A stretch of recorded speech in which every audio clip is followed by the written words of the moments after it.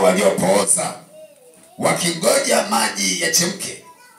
Kwa maana kuna wakati ambapo malaika hushuka akaingia katika ile birika akayatibua maji. Basi yeye anaingia wa kwanza baada ya maji kutibuliwa akapona ugonjwa wake uliokuwa ukimpata.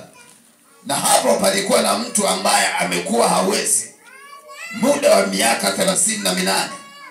Yesu alipomwona huyu amelala, naye akijua ya kuwa amekuwa hali hiyo siku nyingi, alimwambia, wataka kuwa mzima?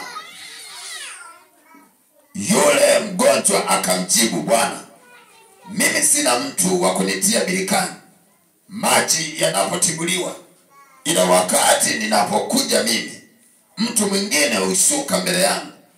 Yesu akamwambia, simama, jitwike godoro lako uende.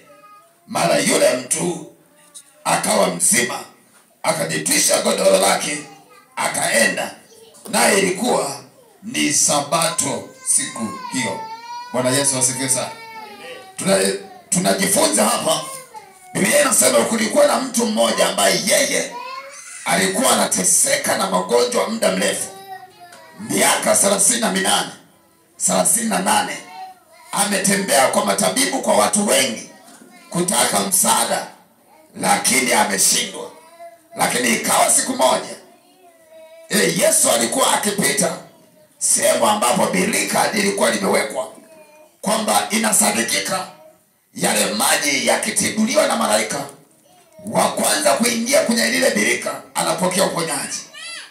Lakini hapa kukawa na mtu mwenye miaka 38 anateseka na magonjwa. Yeye naye akasogea jirani na birika ili maji yanapotibuliwa aweze kuingia na apokee uponyaji. Lakini Biblia inasema hivi, wakati anapotaka kuingia maji baada ya kutibuliwa, anapotaka kuingia anajikuta anachelewa. Mwingine anawahi kuingia kwenye yale maji, anajikuta anaendelea kukaa kwenye ugonjwa siku zote.